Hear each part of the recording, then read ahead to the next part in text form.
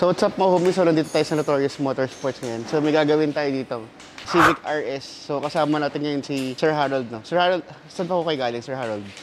Tarlac pa, sir. Tarlac pa. Okay. So anong pinagawa niyo, sir? Bali, ang pinagawa ni boss is exhaust, headers, tsaka intake. So ano ba in-expect niyo na magiging tunog? Medyo malakas. Malakas. Okay.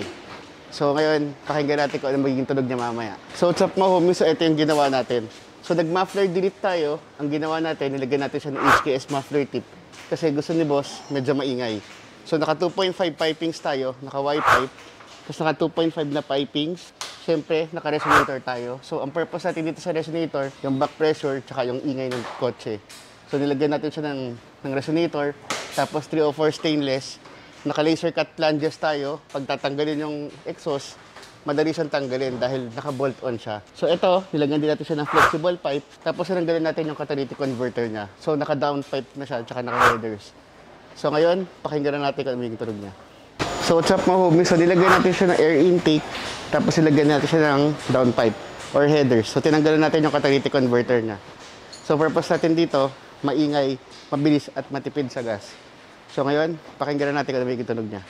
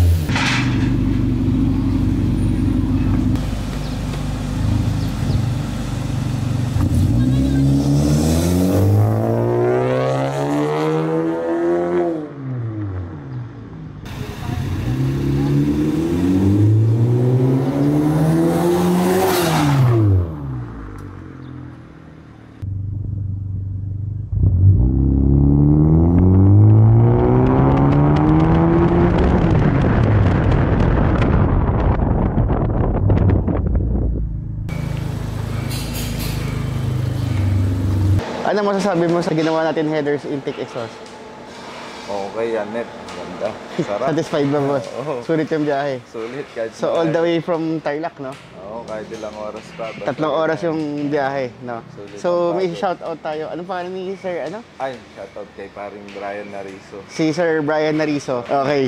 So kay Sir Brian, siya kasi nag-refer sa amin. So sila yung mga grupo sa Tarlac, no? Mga Honda rin. Okay. Let's go. Oo. Ano, may shop din ba siya doon? Meron. Meticuloso shop. Meticuloso shop. Okay. So sige, sir.